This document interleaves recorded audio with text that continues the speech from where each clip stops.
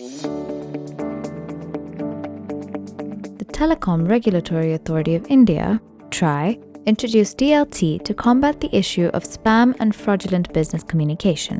While the entity ID and sender IDs validate and verify your business identity, the templates go one step further to ensure the content sent to customers is safe and controlled. These templates are essentially the skeleton of the messages that you will send.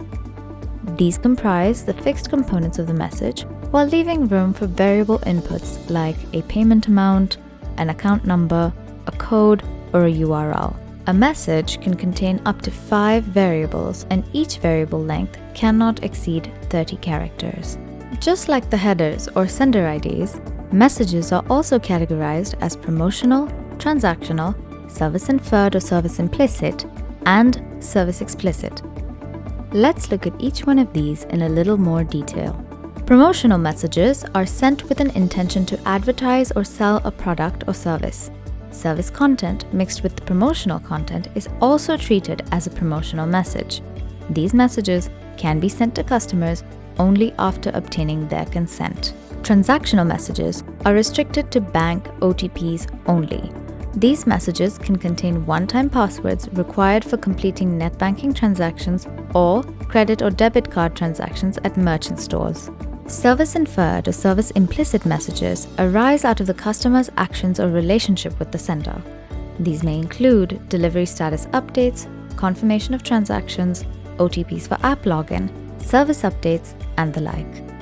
These are not promotional in nature and hence are not blocked from customers under DND. The Service Explicit category includes those messages which don't fall under the previous Service Implicit category and can be sent only after the sender has obtained digitally verifiable consent from the subscriber.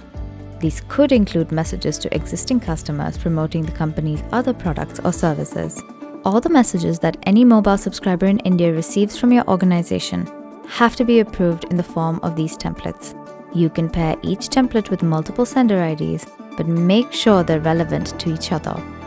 For instance, you could send promotional content with the numeric promotional headers, but not under Service Implicit headers. Some other good practices include avoiding the use of double spaces in templates, using at least 6 characters in a template, and not using fancy fonts that are not a part of the universal keyboard. Additionally, as per the new guidelines shared by operators, all content templates must mandatorily include your full brand or business name in the message footer. If you get stuck at any point during this DLT registration process, don't worry. Our team is always available to help you. Once you've received the approval on your templates, you are now ready to load it all up on the Kalera Cloud platform and start sending messages to your customers.